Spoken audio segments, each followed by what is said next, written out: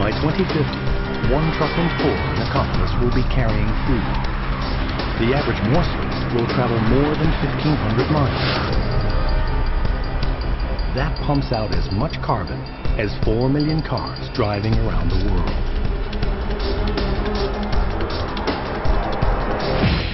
One man has a bold vision, a radical way to feed future cities without logging a single food mile.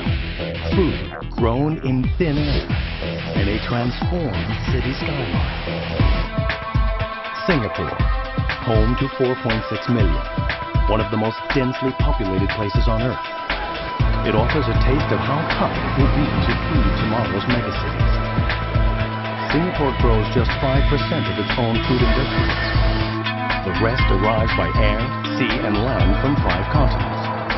Sweet potato is from Japan, and the chilies are from Malaysia. These are pumpkins from Australia, curry leaves from Malaysia, baby corns and spring onions, and they are from Thailand.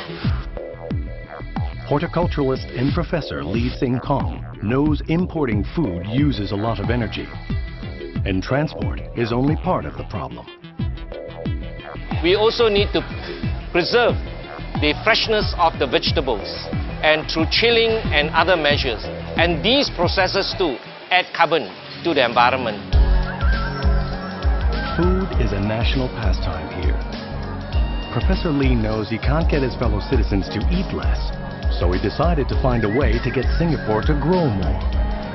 He believes all future cities will have to do this. Vegetables require 4 main essentials for them to grow. First is air, second is light, third is water, and fourth is a balanced nutrients in the form of minerals. There's just one problem: land. Only 1% of the island, a tiny 3 square miles, can be farmed. With 90% of its 4.5 million people packed into high-rise apartment blocks, Singapore has no space to spare. This problem could get much worse in the sprawling megacities of the future. Seeing the voluminous amount of food that's to be shipped into Singapore daily, consuming much energy and fuel along the way, it dawned upon me one day to ask the question, why not ship the farm into the city?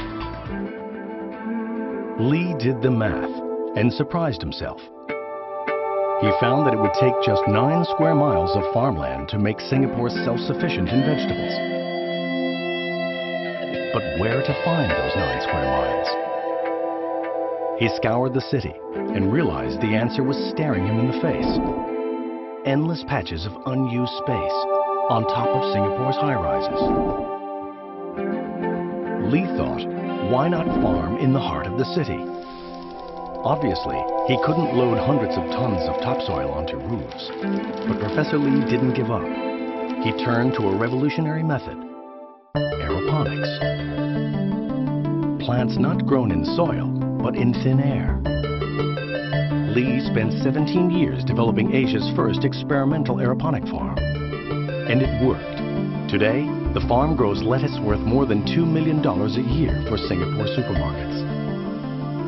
The roots are hung in the air within the trough, and the nutrient sprays are sprayed onto the roots, and the film of nutrient solutions that adheres to the root surface becomes the source of water and the moisture which the plant requires. Unbelievably, the process needs no soil, yet produces bumper crops. And it uses only 1/10 of the moisture that traditional agriculture does, saving precious energy needed to pump water. But does aeroponic lettuce pass the taste test? Traders want to know. Hi, 小姐，卖菜。 Lee's lettuce gets the thumbs up. The professor's lightweight aeroponic system works for all kinds of fruit and vegetables, bringing his vision of urban rooftop farms a big step closer. It's a chance to shrink Singapore's carbon footprint by reducing food miles. But there's another hurdle. This technology isn't as green as it looks. The plants that you see down here, they are mainly temperate vegetables. and temperate vegetables require cool climate. But the weather here is hot. Daytime temperatures average nearly 90 degrees Fahrenheit. So Professor Lee has to chill the liquid nutrients that feed the plants, or risk killing them. And generating electricity for cooling emits carbon. If Lee can't slash his energy bill, rooftop farming simply replaces one emissions problem with another. Enter Gregory Chow, a scientist at one of Singapore's technology colleges. He's taking Lee's idea a step further with a new technology he calls dynaponics. It's aeroponics with a brilliant twist. What we have here are 520-watt air pumps which used to deliver air. So there's no water in here, it's just air. High-pressure air transforms the nutrients into a mist of tiny droplets. The roots here are growing quite well, and you don't see any burning. This shows that the temperature in the trough here is low enough or adequate for the plants to survive. A tiny domestic aquarium pump powers the system. Using air, not water, to carry the nutrients cuts aeroponics electricity use by 90%. It's a crucial breakthrough for the Singapore scientists, and one that makes the technology truly green. But even if every rooftop in Singapore became a mini-farm, the city would still need to import tons of produce. For Singapore and future megacities to be fully self-sufficient, they need far more growing space. Professor Lee has a plan. Well, there are two buildings down here which are very close one to the other.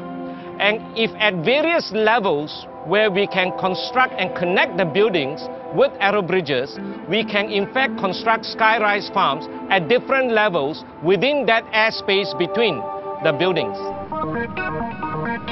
And it doesn't stop at air bridges. By 2050, entire buildings could be giant urban farms, producing fruit, vegetables, even meat.